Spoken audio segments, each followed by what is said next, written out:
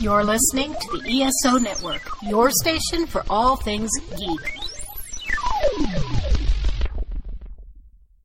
Hello! Please let me see your ticket stubs for the double-edged double bill. Tonight, we prepare a burial ground for the cemetery man of Italian horror.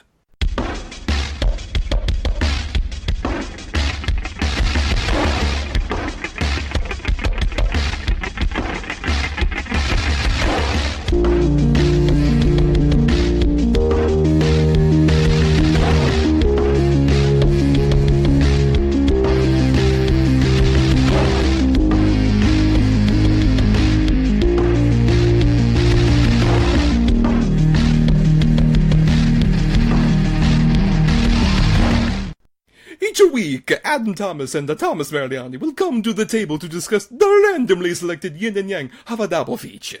Then, both will have to pick a number between 1 and 10 in order to seal their fates for the next episode. One will have 2 good movies, the other 2 bad ones. Let the chaos begin. And I am a Thomas Mariani. And look who, I have this great plate of spaghetti I'm going to eat. Oh, the meatballs are eyeballs! And red sauce is a blood! Oh no, and they're worms. The worms look tasty. I'm Adam Thomas. Shout out to all my Italian ancestors who are rolling up in them graves like a pasta fazool. I was literally gonna do that!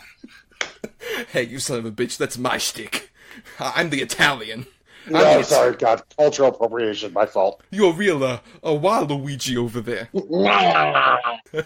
Turning to John Travolta at a certain point for me. I don't know, I can't keep this up the whole episode as much as I would want to, Lord knows. As much as you all would want to listen. All of you new listeners, I'm sure. Welcome. I think we should just try it. Let's do the whole episode like this. You said bad, the movie. Tonight we're talking about Super Mario Brothers movie and a Super Mario Brothers movie. Oh, good lord, this is such a train wreck. Once again, new listeners, welcome. We're sorry. This is the double-edged double bill, where at the end of all the previous episodes, we have picked a number between 1 and 10 for 2 different movies of a good and a bad quality. And that's what gets us our double feature for this particular episode. So at the end of last week's episode, we did picking for this week's topic of Italian horror. We have a good movie that was one of my 2 picks, and a bad movie that was one of Adam's 2 picks. And it's interesting to talk about Italian horror because I am a red-blooded Italian, but have not seen that much Italian horror cinema, Adam. I shame my ancestors so much. You know, I don't think you do, because you're a little bit younger fella, and Italian horror really started, like, obviously most of these movies were made in the 70s, 80s, but it had its big resurgence in, like, the early 90s to the mid-90s, where everyone was like, oh, because American horror was shit at the time. So everyone was going to other ways to find it. So that's where, like, Japanese horror got big and Italian horror got big. And that's when I found it. So, yeah, I've seen, I think, actually a lot more than you. But, don't be too hard on yourself, buddy. Oh, thanks, friend. I so appreciate that. But that is a good point that I think Italian horror did, from what I've gleaned of the history, had its huge surgence in, like, late 60s through the late 80s. And then ultimately had a bit of a comeback in the 90s. And hasn't really recovered that much since, because you've mentioned, like, there's been a lot more sort of, like, Japanese horror in terms of the foreign horror. There's been, like, Japanese horror, South Korean horror, even in terms of Europe, there's, like, the French, like, torture porn that happened, like, in the early 2000s and stuff like that. But not so much really the Italian horror. Like, what was the last really good Italian horror movie you remember seeing? Oh, good God. Well, if we're going as far as, like, chronologically, then I have no idea. You got me, you fuck. I mean, I guess the closest we might say is, like, the remake of Suspiria, because it was an Italian filmmaker. That was a good one, but I think that's kind of... It's stretching it a bit, for sure. Yeah, I think so. Yeah, so it's a subgenre that definitely sort of existed at a specific time, just hasn't really permeated as much, except for, like, some big classics. Like, I have seen stuff like Lucio Fulci's Zombie, which is great. It's one of the most bizarre, crazy zombie movies ever made. Or some Argento stuff, like the original Suspiria, of course, which we reviewed on the Horror Returns podcast together. Oh, yeah. Which is a great movie. Or Phenomena is one I talked about a lot. I would love to talk about on the show. It's such a fucking weird movie. Oh, man. Demons I've seen as well. That's great. Demons is great. Yeah. Tenebrae, Inferno, Yes, House by the Inferno. Cemetery. I mean, there's fantastic Italian horror movies. There's also a lot of shit. Yes, hence it fits perfectly for our gimmick, because the first one we're actually going to talk about tonight is the bad pick, which was Adam's choice, which was Burial Ground, which is also goes by a bunch of different titles we'll talk about in a moment. Like many Italian horror movies, it was released under various different titles all around the world. Then we'll go to my good pick, which was 1994's Cemetery Man, which will be very interesting to talk about both of those. So let's go into first Burial Ground.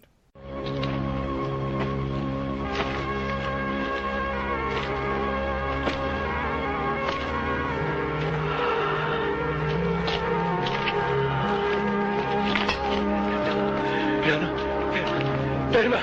No! Io sono... No! No!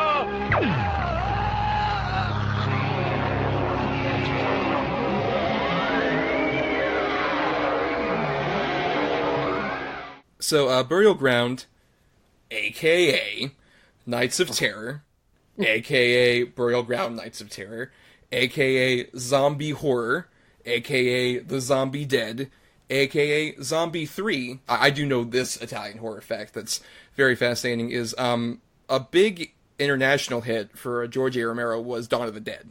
Where, like, it was popular in the United States, but it really blew up, especially in Italy in the late 70s. And that instantly got Italian horror filmmakers to be like, oh, we need to produce, like, sequels to really get on the craze of what was titled over there Zombie, as in Z-O-M-B-I. And that's what made Lucio Fulci's Zombie, which over there was called Zombie 2, even though there was no connection at all with Dawn of the Dead whatsoever. Right. Just that they're zombies. Yeah, it's just a zombie movie. And then from there, that movie was so successful that they were like, okay, we need to keep making movies in these zombie franchise that don't really relate to one another. And there are, like, what, hundreds of movies called Zombie 3, 4, and 5, right? I think they went up to number 6, but I think there's, like, 10 of each number. Right, easily. Yes. Yeah. I mean, it's ridiculous. Even though, once again, these movies have nothing to do with each other, like, at all. And I knew about a lot of that stuff, much like with Burial Ground. Actually, we haven't really talked about this in terms of my sort of cinematic history. When I was younger in high school, I was a big fan of the sort of rise of internet reviewers that happened in, like, the late 2000s. Like Nostalgia Critic or Cinema Snob. I don't know if you're familiar with any of those, like Channel Awesome, any of that shit. In my day, we had Siskel and Ebert, damn it. I've watched a bit of that. I dabbled in the archives of Siskel and Ebert as well, but I was a really big fan of those guys, and especially the Cinema Snob, who I've stopped following a lot of those people, especially them for... There's weird stuff that went on with the Channel Awesome I don't want to go into. But he did a lot of, like, these Italian horror movies, and his first review ever was Burial Ground Nights of Terror. Actually, it's like a very short 5-minute review before he started doing, like, super long ones, necessarily. So I had seen clips of this movie in between him making jokes about it, but this is the first time I've ever seen it in full. And Adam, this was your pick, and why? Well, because it's fucking terrible. This movie is so batshit insane. It's like a hyena shot up with fucking heroin, and you just let it loose in the trailer park. This movie just is in fucking... I can't... What? You can't even talk. There's incest. Yes. There's clearly a zombie wearing a Frankenstein mask. Yes. There are a lot of googly-eyed zombies, gummy worm-eyed zombies. You know, we talked about all the titles, you know, Burial Grounds, Night Terror.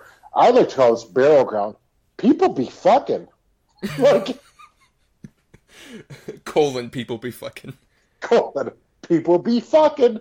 Like, the first half hour of this movie, they're just fucking everywhere on this castle property. In the grass, in the mud, in the beds. I mean, what... I was going to ask if you could deign to maybe do a plot synopsis for people who might not be familiar with Burial Ground. Yeah, I think I can. It's a very simple plot, despite how weird this whole movie is. There's a professor who lives in this castle who discovers all these artifacts underground. He accidentally digs up the undead.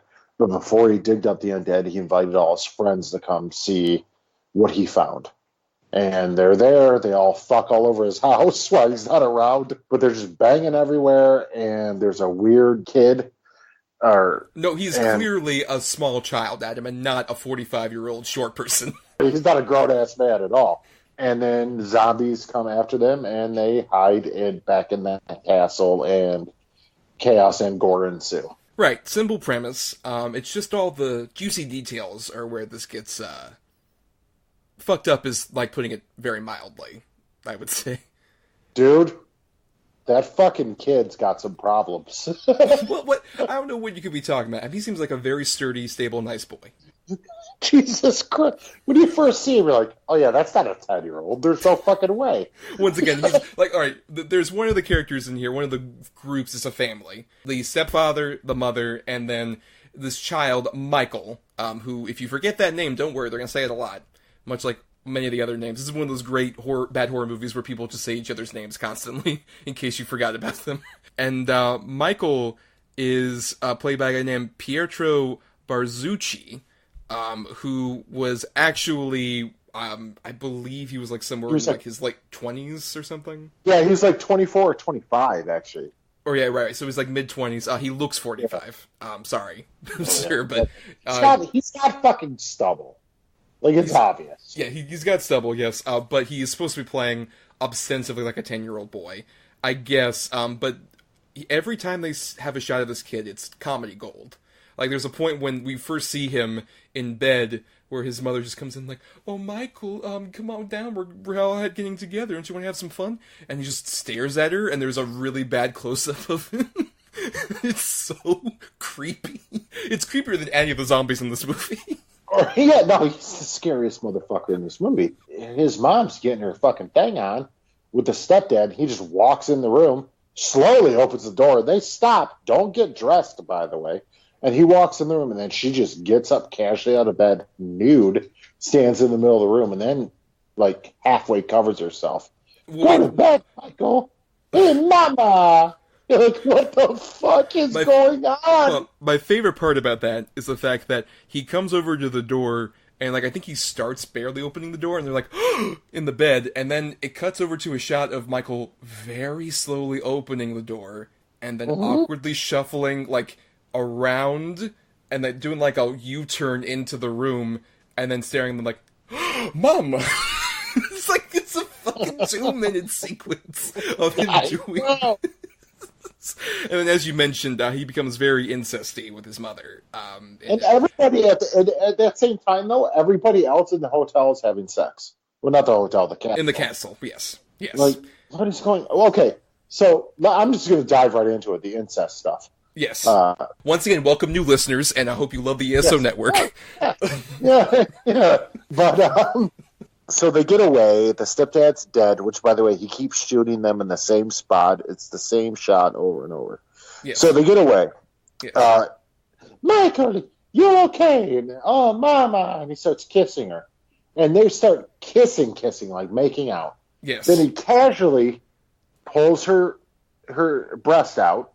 Yep. And she's like, yeah, whatever. It's a good. You're my son. And then he starts rubbing her leg and then clearly goes for the crotch. Because his excuse was, when you used to hold me so close, Mama, I need to be close to you again. And then she slaps him in the face and runs away. But I'm your son. And she's like, Michael, I'm sorry. Wait, what? What the fuck just happened? Were these two fucking? Like, seriously, is this a thing? Jesus Christ! Well, which I love. That is mostly just foreshadowing for later on. There's a creepy, like, the climax of the movie. Oh, which is so fucking weird.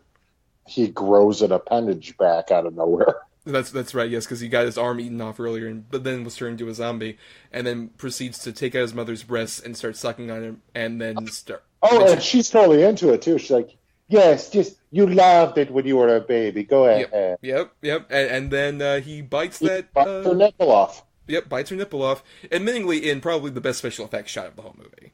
That's actually a pretty impressive effect. It looks seamless. I don't know that would kill her.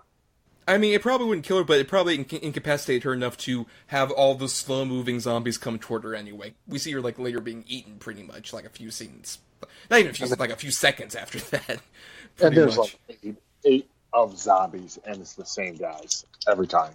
Yeah, it's the same 8 zombies in mildly different, like, either they're wearing robes for the ending of the movie, or just these gray smocks that they wear for most of it. You know, I didn't get a chance to talk about just my overall thoughts. Now that we have the incest out of the way, the important thing.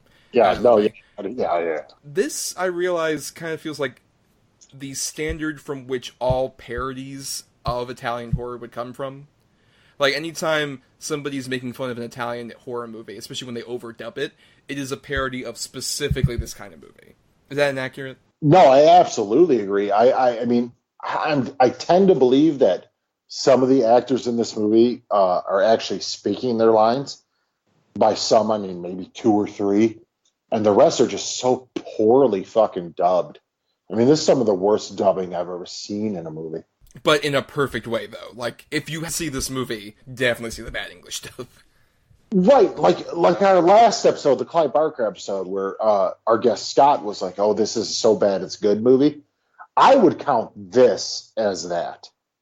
Like, this movie is so fucking wild and batshit off the wall, nonsensical bullshit that it kind of has to be seen to be believed.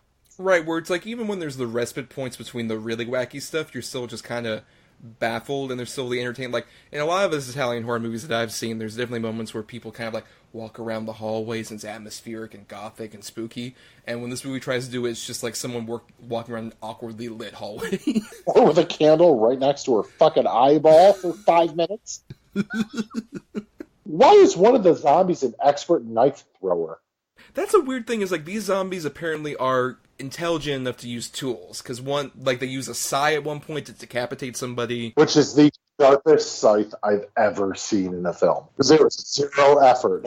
I mean, either that or that woman's, like, neck is very poorly put together. Like, it's made out of butter or something, because it's just, like, really thin, like, oh, wow, can't even believe it's butter. It's angel food cake. She's just made of angel food cake. Oh my god. But no, I would generally agree that this is pretty entertaining. It's 80 minutes long, and it goes by in a breeze. It's very simple. It doesn't sort of convolute anything that's going on here.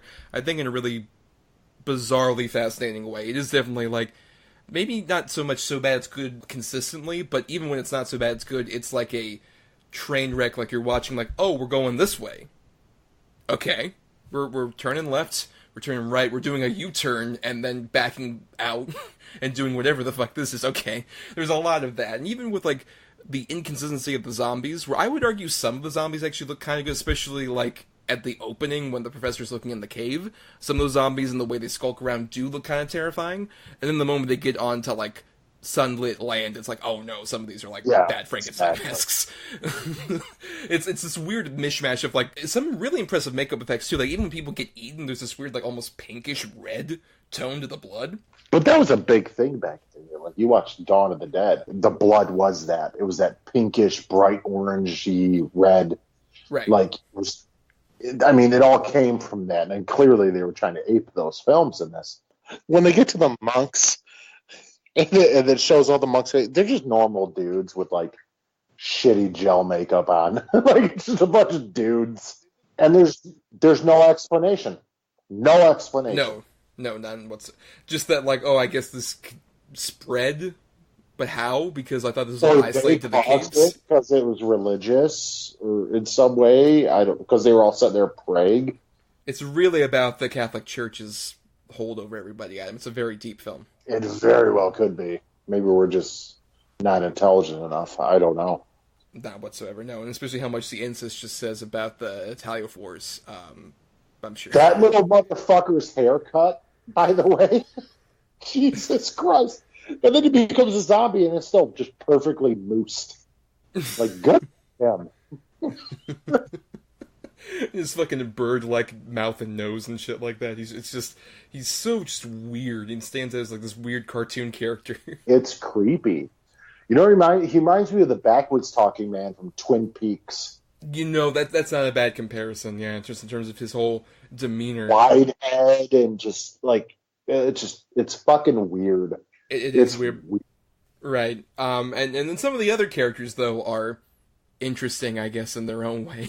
Particularly with how much they really like to just stand there and either scream about just how they're, like, injured or scream at the zombies as they're slowly coming toward them. That's most of the movie. My favorite scene is when they're in, like, the armory where there's spears and everything, and the one starts coming after Michael, and he's like, Mama! And she turns around, and it's literally like 30 seconds almost of her looking at him, and the zombie coming towards him, and then she's like, no, get away from my baby! Like, she doesn't react at all.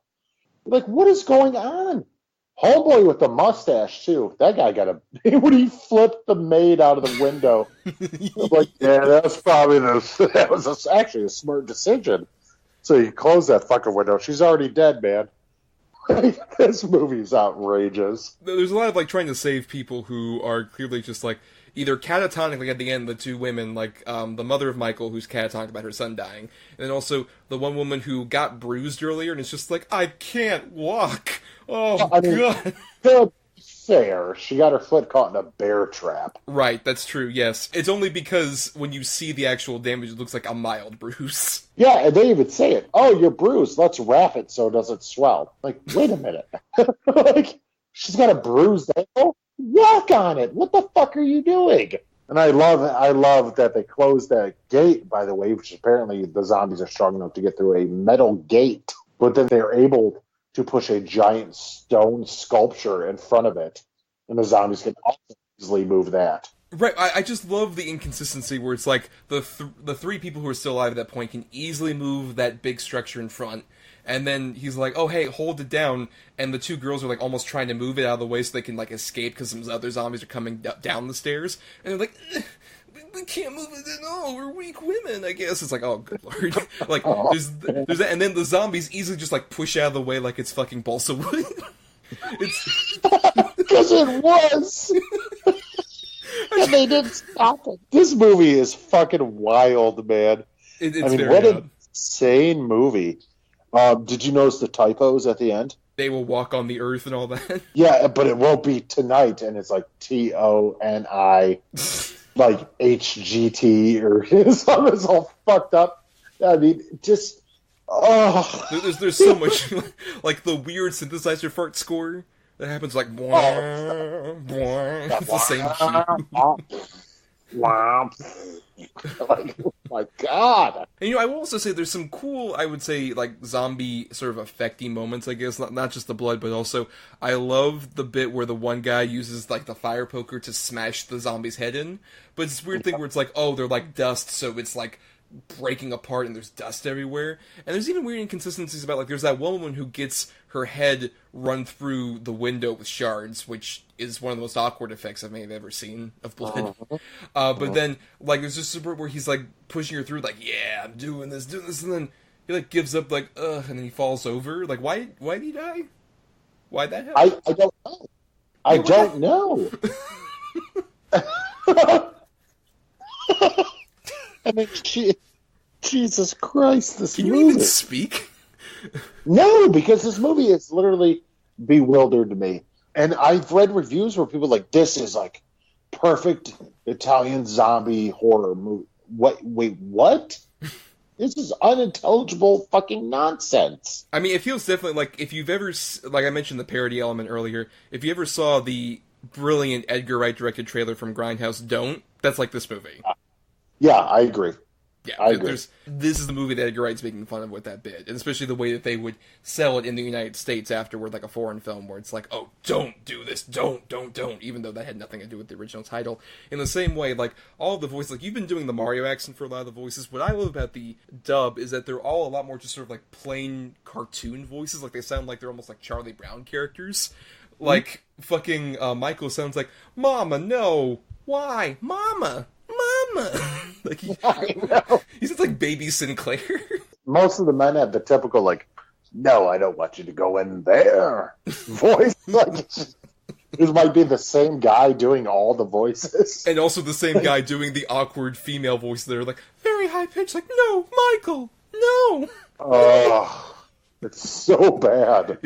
But it is very entertaining. I would definitely agree with you. This fits in the so bad it's good kind of category, just in terms like you're watching like, what the fuck? Might not be the best movie to watch with friends if they're not gonna like, laugh at the incest bit and just be horrified by it. Right. Because it's pretty weird, but in certain social situations, it's a pretty fun, especially like, this would be a really good, put it on during a Halloween party movie. Yeah, I can agree with that, yeah.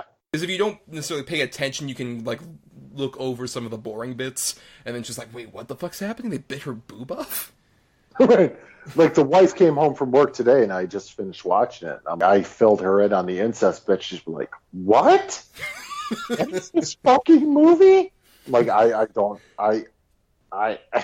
you gotta see it. Like, it's insane. And what is it, like an hour and 25 minutes? But not even that, yeah. It's so short. It's so merciful. Not even mercifully, just it's so quick and goes by in a flash. I love that every time a zombie appears in this movie, like, for the first time, everyone stops and, like, examines them for 5 minutes before they run away. Yep, like, they're just, oh, what are you doing there? It's stop, don't come any closer. Don't come any closer. It's like the Eddie Izzard bit where it's like, stop, or I'll say stop again. Mm-hmm. Who are you? Who are you? Why are you here? What's your name? What do you want with us? Get out of here.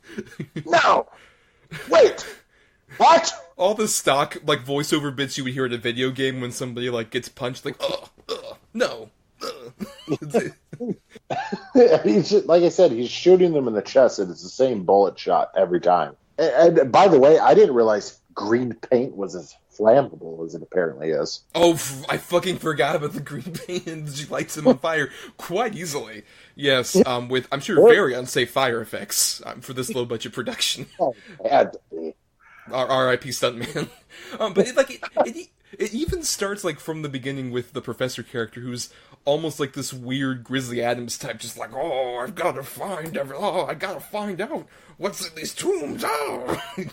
Just the dubbing, it's so ridiculous. It definitely is. But he looks like the dinosaur expert that Alan Grant was based on. Yes, that's very accurate. Yeah, that guy.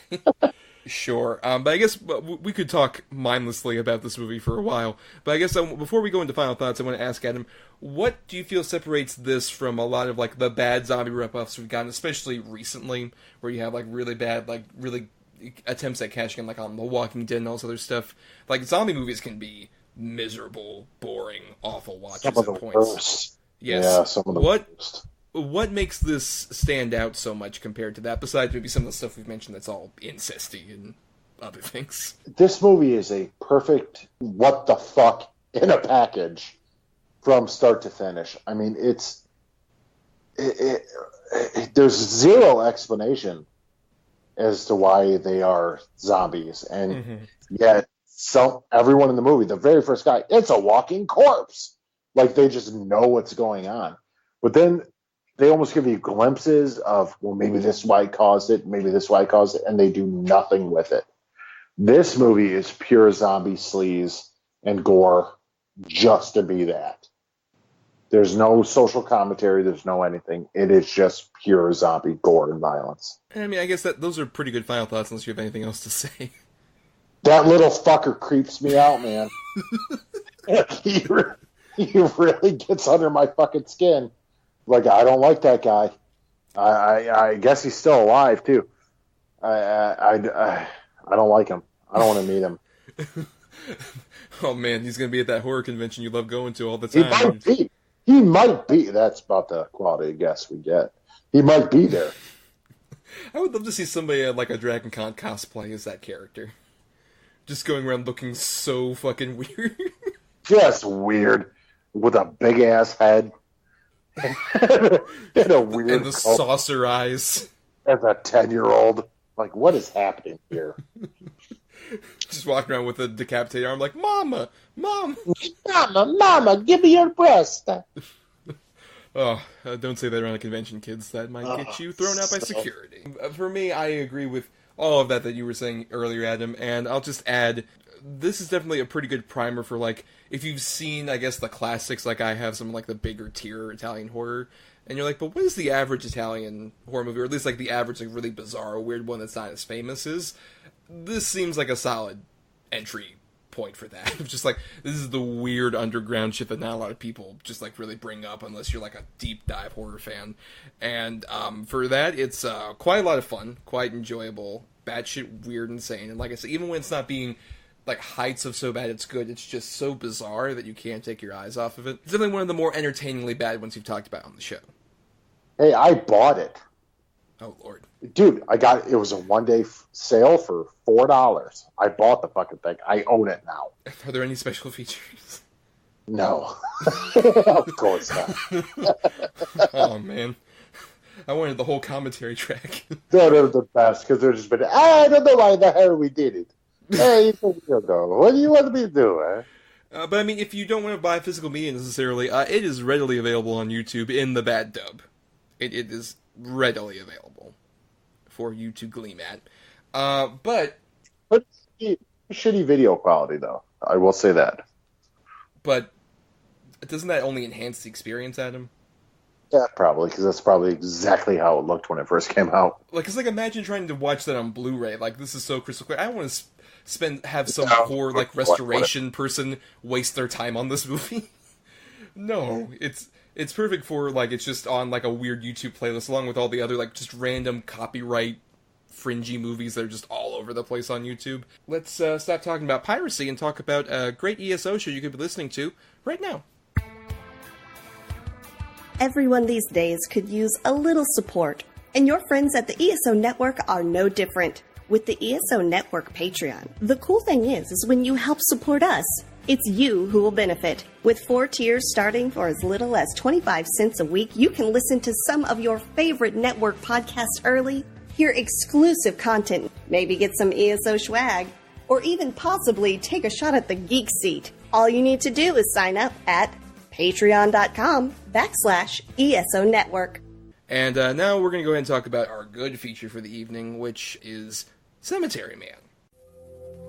I don't know how the epidemic started. All I know is that some people, on the 7th night after their death, come back to life. I call them returners. Is it true what they say, that the dead come back to life here at night? Go away. I haven't got time for the living. If you don't want the dead coming back to life, why don't you just kill the living? Shoot them in the head. So, Cemetery Man, a.k.a., there's only one notable alternate title, which was De la Morte de l'Amor, which I believe is like, what, of love of death, right? Yeah, something like that, like to love to die or whatever. Like right. Old Italian to new Italian. Yes. And it came out March 25th, 1994 in Italy, and then came out April 26th, 1996 in the U.S. Is directed by Michele Assovi, and is also written by him and Gianni Romoli, who I believe is the guy that created Dylan Dog, right? Yes, he is. He did create Dylan Dog and the book that this is based on. Right, yes. It's quite interesting because, for those of you who don't know, Dylan Dog is like this Italian comic that's basically about like a guy that hunts down demons with his sidekick Groucho Marx. There's a film. There is a film. I've seen that film. It's a terrible film. It's an awful film, and they couldn't get, of course, the rights for Groucho Marx, so they had Brandon Routh with his Jimmy Olsen, Sam Huntington, doing a really bad comedic performance. Isn't Tay Diggs the bad guy? That's such a bummer, too. Tay, why are you here? Tay. Stop it, Tay. Oh, for sure. Yeah, that's actually, it's one of those things like Avatar The Last Airbender where I hadn't seen the source material, but I saw that movie and I'm like, okay, I've heard enough people really love the source material that I have to go back to it. And I've read some of Dylan Dog and I watched the show Avatar The Last Airbender, like, oh yeah, what the fuck? How'd they just fuck this up? Oh yeah, the source material is badass. Yeah, it's very cool. And it's sort of semi-familiar to this story, though it's definitely, mainly because Rupert Everett is our lead, which is interesting, especially because this is, like, before he became, like, a bigger star, because he'd been in, like, British productions before this, and it was, like, released in America right before he did My Best Friend's Wedding, which blew him up for his brief period as sort of, like, the British, especially a homosexual actor, which is really interesting given he's playing essentially like an Ash Williams role here. Oh yeah, he's a womanizer, oh yeah. Right, as Francesco Della Morte, who, if you aren't familiar with this movie, basically he plays this character who is the caretaker of a cemetery that exists in some weird nebulous world of some sort. We'll definitely talk about the sort of reality that's going on here, where every 7 days somebody who's been buried will come back from the grave, and he proceeds to shoot them. So 7 days after they're buried, they come back, and he is just there with his assistant, Nagi, who just speaks in one-syllable garbled phrases that he instantly understands. And the Francesco character ends up running into this mysterious Italian woman whose husband has just died, and ends up falling in love with her very directly. He says she's the only one I've ever fallen in love with, but her husband rises from the grave and starts biting her, and she might be dead, he might have shot her unintentionally, there's a lot of ambiguity there, but it's something that racks on his soul, as well as like having to kill so many of the dead that rise up, and starts really shifting his warped already reality from there. Yeah, so this was your pick. Yes. How do you feel about this now that you've seen it for the first time? Well, full disclosure, speaking to what I was saying earlier about Burial Ground with, like, sort of origins of me being, like, getting into films and hearing about some of these movies, I first heard about this from, I think someone you're familiar with, James Rolfe, the Angry Video Game Nerd. Oh, yeah. Interestingly, he did a series, every October he would do, like, short, like, 2 to 5 minute videos talking about, like, a different movie in October that he liked, recommending it to people, horror movies. It's Cinemassacre's Monster Madness. And one of the years he talked about this movie, and I was, at that point, a big Evil Dead fan. And I'm like, oh my god, this looks so cool, and it's like Italian, it's a bit different. I'd love to see that. Never did until this show, and I'm like, you know what, I want to finally see this. And I'll say, the first half was exactly what I expected it to be. And then it takes a very interesting turn from there that, by the end of the movie, I was very just kind of like, it's one of those times where I had to really sit with it and think about it for, like, the 2 days it's now been since I've seen it. And the more I think about it, the more I think that surreal, weird ending is kind of a brilliant commentary on a lot of these horror comedies that we love so much. I think this actually ends up being a fascinating, surreal take on sort of, like, the Ash Williams type of character that's become so beloved in, like, pop culture, and really just examines, like, what kind of mental toll does that take on a person, and how much can that completely warp their sense of being in a way that's extremely fascinating and unique, and made it, honestly, like, a really great watch for me. It's one that's really aged. It's one that's really sat well with me as I've stewed about it. Okay.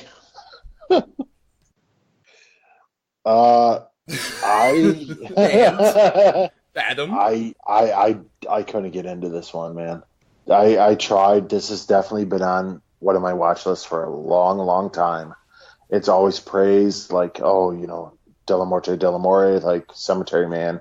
It's an unsung champion. It is right in the vein of Evil Dead and Evil Dead 2, which it is, and I can agree with that, but man, I had a hard time with this one. Okay, does that extend to, say, Rupert Everett? Do you think he's the problem with it? No, Rupert Everett's badass. Okay. I mean, he's awesome. He's Rupert Everett. I've always liked Rupert Everett. Mm-hmm. I will say this. Knowing what we know now about Rupert Everett, it's not very believable him with the women. And I don't know that that's because of his sexual orientation or if that's because the character he was trying to play. Like, I just never believed him as a ladies' man in this film.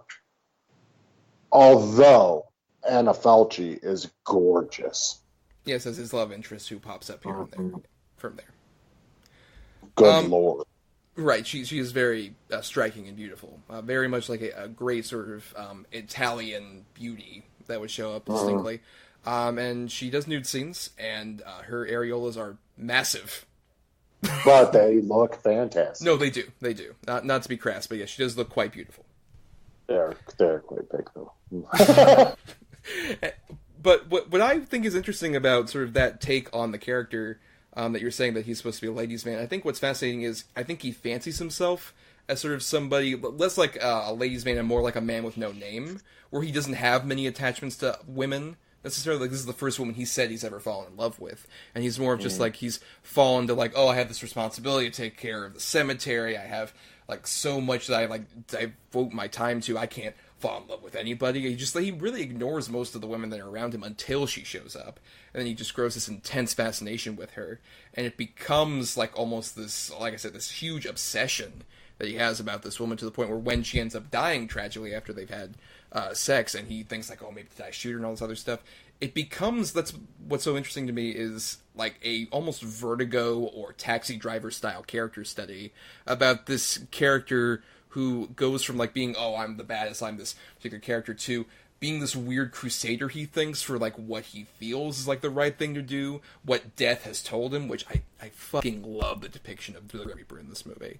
I love that puppet. It only shows up once, and it like comes up from the ashes and just tells him, you know, why don't you cut the middleman? Why not just kill the living? I'm a big fan of like Grim Reaper depictions anyway, but that's such an interesting, weird depiction of that character as this just like guiding voice of like, this is what you should do now, and it's this weird warped psychology that I'm just fascinated by. It's because it feels like in any of these other movies where you have like, oh, the badass character, he feels more like a typical Ash, where he like might be an asshole or kind of an idiot or all this other stuff, or he is just like a Duke Nukem, no, I'm totally badass, I'm a ladies man, I'm all this other stuff. This guy fancies himself to kind of be that after just like one encounter with love, but slowly turns into a psychopath, a crazy man, a weirdo. I found that sort of weird turn on it to be such a unique take that I was just really transfixed by it after a certain point. It took me a bit to like really get to this take, especially when thinking about the very end of the movie. But I think they intentionally play into the fact that like he's not quite a ladies' man. He fancies himself that after just one encounter, but slowly he just is like a fucking crazy person who's just stuck in what might be his own purgatory. Yeah, no, he's a maniac and potentially a serial murderer. Like and I do love the play on, especially with the police detective or whatever you want to call him, where he's like kind of his boy, where he doesn't really want to accuse him. Like he's like, well, where were you? Like he's always offering him an alibi. And even at the end, he's like, you know, somebody just shot people on level 4. 4 people are dead. Oh, you have a gun. Good. You can use it to defend yourself. And then that's such a great shot where he's just like, I did it, and no one's around. And nobody's around. They're all gone. Perfect. I agree. That's my favorite scene in the movie. But did you agree with generally that overall take they're trying to do with the character? No, I do. Look, man, I got to be honest with you. I did Rawhead Rex and then Burial Ground and this in 2-day span. I'm just like, oh god. So we're not banking episodes at all, everybody. We totally recorded this 1 week after the other. No. Well, no. I'm you know, I can see into the future. Okay, so I watched 2 really shitty movies in 2 days, and then this movie was on the back end, and it did not connect with me. I don't know what it is. It's definitely worth another watch for me, but oof. It's just between fucking Burial Ground and this, you're just like lost for words after. Oh man, this is a bad episode for me. Well, I mean, I'll agree to some extent. Where I will say the first half, where it's trying to be more Evil Dead-y, I will say I found it cute, but not necessarily as like fun as an Evil Dead or other stuff. It felt more kind of rote. I was like, this is charming, but it's not necessarily the best version of this. There's cute stuff, like we mentioned the Nagi character, his sidekick, who ends up falling in love with a woman who ends up dying in a motorcycle accident, having her head cut off, and he takes out her head, and it's come to life, and he has like a weird romance with his severed head. Yeah, he puts it in a TV. Yes, he puts in this TV that was previously destroyed. I love how that severed head just has propulsion for some reason. Right, I love the bit where he's like playing his musical instrument. It's like weirdly like rolling but not rolling, following him and shit like that. There's like touches like that I find fun. But I'll agree that I think earlier on I was like, okay, this is like a typical kind of Evil Dead also ran. That's interesting. That's fun. But I think where it really takes that turn to me is the Grim Reaper scene, because I think that's where it truly becomes something else. Becomes this like weird, tumultuous. It almost feels kind of like in a weird way, kind of predicting video game sort of aesthetics, where it's like this character who's stuck in like a quote-unquote sandbox environment of this cemetery and this little town that he's in, and it's constantly like, oh yeah, I have my own free will, I can make my own decisions, but really, he is constantly at the whim of like, you have to like shoot down these zombies, you have to like make the dead go away, and there are no like repercussions. You can even shoot the living and people don't give a shit. Like, it's the weird eternity of like, oh, I'm a first-person shooter character doomed to kind of just keep doing this forever. I found that really fascinating, where especially by the end of the movie, where it becomes clear that it's like, oh, he's trying to escape, he's trying to leave with Nagi. It's like, oh no, the earth is completely just like sunken and there's a crevice, and it's just like, oh shit, he can't escape this. I think it makes it weirdly go from like a fun horror comedy to a truly existential nightmare dread of a horror movie, where it's like, oh hey, you know how much cute fun we were having with like zombies coming back and he's like being a badass and all this other stuff. He just does that forever, and he never gets to find love. He never really gets to have relationships or friendships even with anybody except Nagi, or the one character who ends up like getting out by like shooting his wife and son and then going into a coma. That's how he gets out of this fucking world. They talk about that, even like those two characters, about how like, oh man, we're just stuck in this one particular place. It's kind of like we're, you know, hamsters in a wheel, just kind of doing the same thing over and over again. And that sort of theme resonates as he keeps like just doing the same things, trying to like get somebody to be like, hey, notice how I'm completely falling apart here. Notice that I'm completely destroying all these people around me. Somebody just notice that I'm not well. I'm not in the right state of mind. And nobody gives a shit, because like, this is how it goes. This is how we just keep going on with life. And I found that so much more deep and fascinating than I would have expected a movie that, from all the clips I had seen, like, oh, this is a random, over-the-top horror movie with funny bits in it. I just found that so much more unique than the average one to me. I definitely got a lot of Evil Dead, Dead Alive sort of vibes off it. And I honestly think maybe I wasn't in the right headspace. I would like to watch this again because there were things in it that I enjoyed. I thought Rupert Everett was awesome. Mm-hmm. The motorcycle crash scene was fucking awesome. Like, when the tire rolled over the head, the head just popped the fuck off. I mean, great. And then I do love the gag of like, oh, a bus goes over, and then they show later like, oh, it was a bus full of Cub Scouts, and they're all just like, and he's gotta fight them, and he just shoots them all in the head. Right, and they're singing a song about just like, don't go on that trip, everybody died. I think it's a really fucked up weird song. I think maybe I had too high of hopes for this one, because I've heard about it for so long. And did you at least see some of the existential weird stuff that came up at the end that I'm talking about, though? I mean, I saw it, but I mean, that's how disconnected I was. I didn't give a shit. It was there. I noticed it was there, but I'm like, man, okay. I was honestly waiting for the movie to end. You know what I mean? I kind of had a similar response issue while I was watching it, but it was way more in the reverse. Of just like watching the typical horror comedy stuff, I found that so much more rote and familiar, though fun as it might be.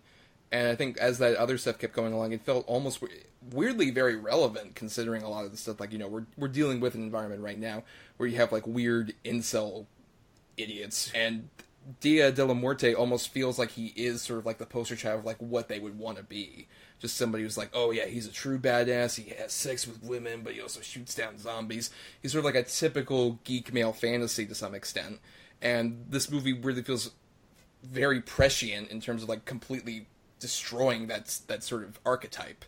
I think that really might have also leaned on it too, the more I really thought about it. Maybe I might be overthinking the movie a bit. I don't know, I might be railing on and Adam might be in the more familiar perspective of just like, I don't know. I don't think that's the case, man. A lot of people really love this movie. But I honestly, I think I'm in the minority.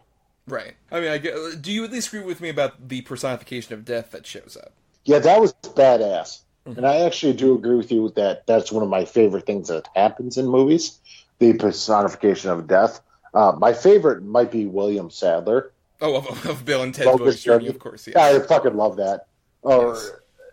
But no, I definitely do like that, and I thought that was a very, very well done be it animatronic or dude in a suit or whatever the hell it was. It was badass. I mean, it had to be an animatronic because it's so skinny. I mean, it kind of had to be, right? Right. It looks genuinely like it's a skeleton that is coming up and talking, and it almost kind of reminded me of like the skeletons from like an Army of Darkness in terms of like the actual like facial structure and all that other shit. And even when it comes back in terms of like not the puppet, but when he talks to a version of death that's just like the statue, and he just is talking to it like about like, well, I mean, what do I do? I can't keep living like this. I might as well just shoot myself, I guess. And it just says, aim for the head.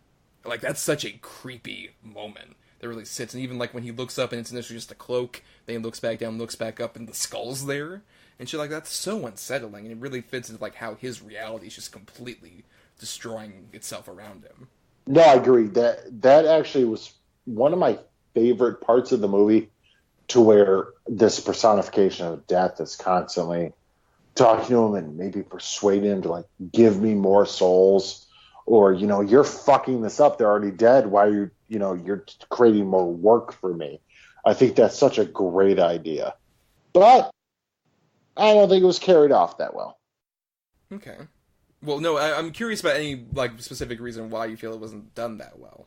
Well, I mean, I like the idea of the movie. I think it's a really cool idea. The dead come back to life. This guy takes a cemetery, and he's got to kill him, and then death is fucking with him the whole time, and he finally meets somebody. They bang on her dead husband's grave, and then she gets killed. And did he kill her? Did he not? I mean, there's a lot of cool shit in this. Maybe, I don't know, man. It's such an American style, like Sam Raimi movie, but with the Italian spin on it, that maybe it doesn't work for me. Like, maybe it doesn't connect. It is this weird blend of like it's like if Sam Raimi kind of blended with a Fellini in terms of like the surreal elements of it, that I could see people being turned off by necessarily. And I'm not even usually like a big fan of like the Fellini French New Wave kind of stuff, but this definitely has shades of that. Like even with sort of the surreal elements of like when she ends up coming back and rising up, and he shoots her, and he thinks like, oh, maybe was she alive at that point? And I shot her and dead, and all this other stuff. I think there's fascinating stuff there. Or even like there's Hitchcockian elements where I mentioned Vertigo. He keeps seeing different versions of that same actress show up. I'll admit that the one who says that she got raped and enjoyed it, that's very weird. I think that doesn't hold up very well. That's a little. It's like, yeah. oh, this is the same kind of bad Italian in like the incesty way we mentioned earlier with Burial Ground. This is kind of weird. Why we're bringing this up suddenly? Necessarily, but I really like the sort of quote unquote badass version of her that comes up, and he's instantly just like, I want you to fall in love with me. What? But I already have. Like, once again, it's another sort of like him leaning into his fantasy of like what he wants this woman to necessarily be, and then it's like, oh, it turns out she's allegedly a prostitute, and he ends up responding to this by burning down the entire fucking apartment building she's in and all this other shit. There's a lot he of murders her. Right, he murders her and everybody in that apartment building. Like, he just burns them all down. And once again, it feels almost kind of like it's predictive of a lot of, like, toxic masculinity stuff that has been, like, coming up more in conversation now. It feels, like I said, so ahead of its time. I think there's so many elements here that I'm just rattling off about. But I think that's what makes it stand out from a lot of, like, the worser Evil Dead ripoffs. Because there are so many bad ones. There's... like don't work whatsoever. I think this one you can at least agree stands out as a unique one. Oh no, 100%. Did you get a Peter Jackson vibe from this movie? I mean, yeah, sure. There's definitely a lot of like Dead Alive or early Peter Jackson, like Brain Dead. Even Frighteners. Well, this was released pre-Frighteners.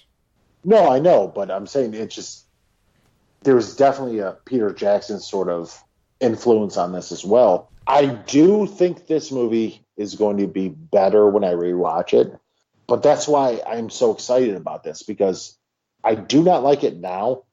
I don't hate it, I mean, at all, but I'm excited to rewatch it, and I mean, we'll see where the wind may take me.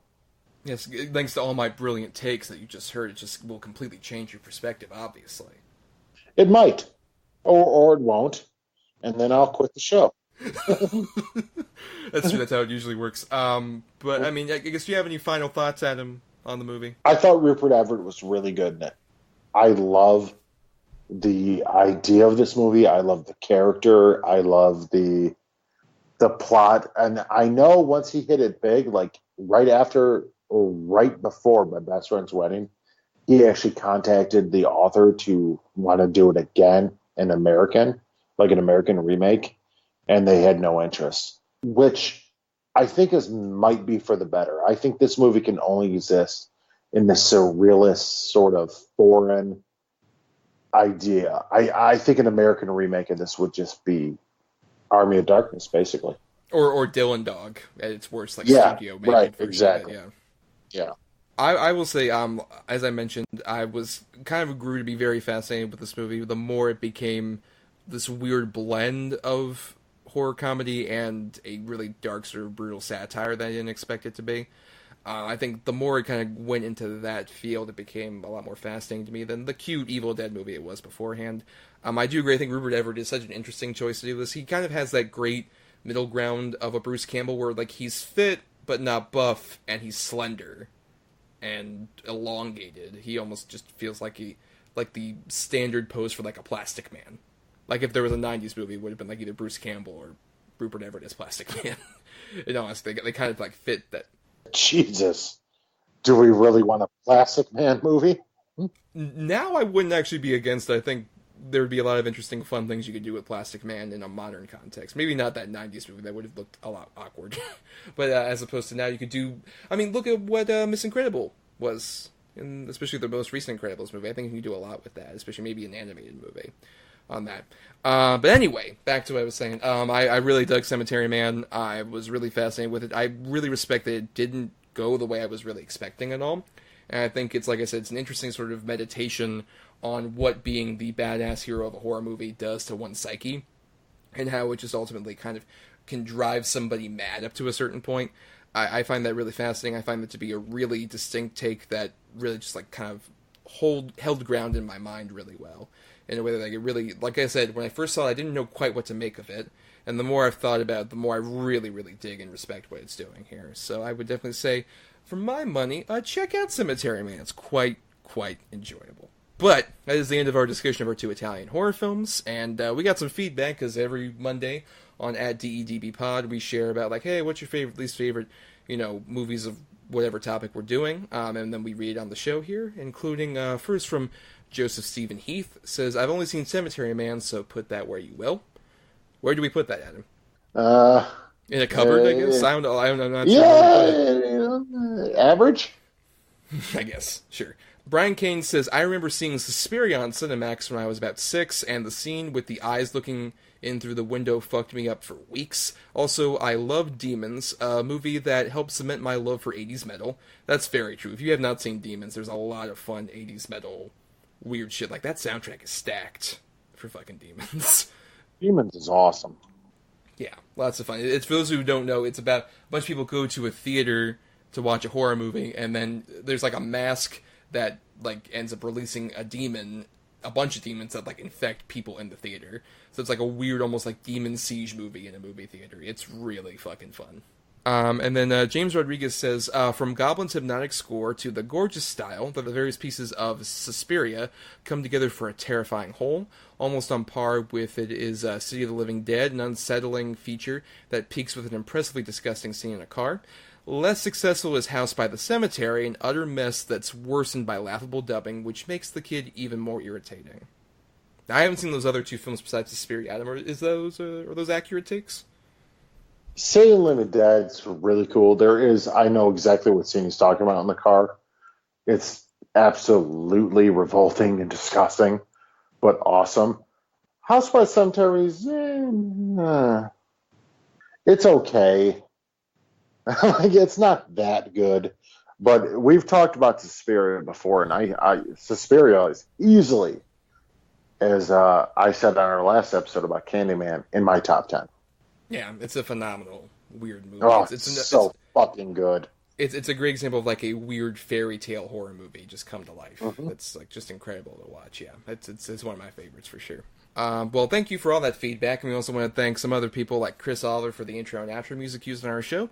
Listen to more of his music at chrisoliver.bandcamp.com. Thanks to Emily Scarter for the art that we use for our show. And find us on Twitter and Facebook at DEDBpod. And you can also email us feedback at doubleedgeddoublebill@gmail.com. That's all spelled out. And then you can also find me on my own individual Twitter account at NotTheWho'sTommy, where I write my little musings and such. I also write at marianithomas.wordpress.com for like movie reviews and stuff. I would have, I believe as of right now, a review of Joker out, which I haven't seen at the time of this recording, but that's gotten a lot of buzz at him. Lots of interesting, controversial takes on Joker. I don't care. I have zero interest in that one, I gotta be honest. I also do some writing as well over at truesuperherofans.com, where I write superhero news that's all fake and satirical, but all sorts of fun. Like, for example, I've written a few Joker articles about, like, a bunch of Twitter users with the same avatar think Joker will be the best and worst movie of all time. Might be a bit more accurate than that satire claim might make it seem. And you can also hear me on another podcast, did a guest spot, which should be up at the time that this is out, with the gang from Sequels, who have all been guests on our show. They review direct-to-video sequels on there, and I'm talking with them about Cult of Chucky, which I introduced them to Curse of Chucky, which for a while was their like favorite they ever did on that show. Brag, I know. And they invited me on to talk about the sequel. Well, look at you, man. You're just a man about town. Yes, I'm just all over the place. They don't usually have guests on there, Adam. I'm one of, like, a few privileged people. I think they're going to sacrifice me. I haven't recorded it yet. Who knows? Yeah, I know. They don't have guests. Well, don't worry, because you can find Adam sitting in a cemetery completely repeating endlessly the task of shooting down zombies over and over again for all eternity. I mean, no, that's not true. I'm just sleeping, praying for my own death. Well, help start off his moments of death by subscribing to us on iTunes or some various other platforms like YouTube, Spotify, Stitcher, or other podcasting platforms out there. And if you're listening on ESO, why not dig into our archives for the first several episodes? We only posted episode 68 onward on ESO, so there's a huge archive of episodes to listen to out there. And if nothing else, if you could either rate or review or even just share us out there, we would greatly appreciate it, and just spread the word about the show because it gets us more listeners. Yeah, I mean, just do it, right? Isn't that what they say? Like Nike? Just do it? I don't know. I don't know pop culture. That's a very relevant phrase. Well, before you just crumble into a pile there, Adam, we gotta do our picking for next week. Next week, in honor of actually Zombieland 2 is coming out, which that's definitely a movie I have no interest in whatsoever. At all. Nope. It just like it feels too little too late. I really like that movie. I dig Zombieland a lot, the first one. I don't really care to see a sequel at this point. I don't know what we can get out of that now. I mean, I like the first one enough, but I don't like it as much as some people do. Like, I think it's fun, but I mean, people are like, Zombieland's the greatest horror comedy of all time. Go fuck yourself. There's not much point in picking up where we left off or whatever. It's also just so weird just because it's like watching that the trailer where it's like Academy Award nominee Abigail Breslin, Academy Award nominee Jesse Eisenberg, Woody Harrelson, Academy Award winner Emma Stone. Just like, oh yeah, right, these people have all gone to other things. It feels like this is regressing in a really weird way. Why are we coming back to this? Absolutely. Yeah. But we're going to talk about some horror comedies regardless of that. And now, Adam, you have the two good picks for horror comedies. I have the two bad picks. And so you've assigned numbers between 1 and 10 for both of your choices, and same for mine. And so now we'll each pick numbers between 1 and 10 in order to get the good and bad half of that double feature. So, for your two good picks, Adam, I'm going to pick number 4. Ooh, at number 2, I have the James Gunn Slither. Oh, great! I love Slither. Yeah. What was your other choice? Number 9, I had Black Sheep. I've never seen that one. I've heard good things. It's something. It's a fun one. Yes. So now, Adam, this will be interesting because bad horror comedies. That can be the worst of the worst. No, that is the worst of the worst. Oh shit. I'll go number 5. No. No. I'll go number 8. Okay. At number 7, I had a fairly obscure movie that I've only heard about for so long because it has a weird production history. It was shuffled release dates a lot. It was originally called Kitchen Sink, but now it's released out there as a movie called Freaks of Nature, which has a bunch of big comedy stars like Keegan-Michael Key and Patton Oswalt and Bob Odenkirk. A bunch of other people. It just got kind of buried. Great. Oh, great. I've never heard of this one. I bet I'm going to fucking hate it. I mean, it's just because, like, there's nothing really about this movie, just, like, a couple bad reviews, but I'm just so deadly curious given the talent. But then at number 1, I had a trauma horror movie called Chopper Chicks in Zombie Town, which I only really know because... Oh, Jesus Christ, Thomas! Which I only really know because Billy Bob Thornton has his debut in that film, evidently. Oh, good. Yeah, okay. So that makes it relevant. What the fuck? All right. I didn't want to pick really any of the obvious choices, honestly. No, I get it. Great. So Slither and Freaks whatever of Nature. the Freaks of Nature. Fantastic. Well, Adam, you've been having a bad time, so why don't we just go ahead and end this episode? Now, the cooker, you a bigger pizza pie. And frankly, my dear, I don't give a damn. Mamma Mia? I'm really confused why we quoted Gone with the Wind. All right. Good night, everybody. Good night.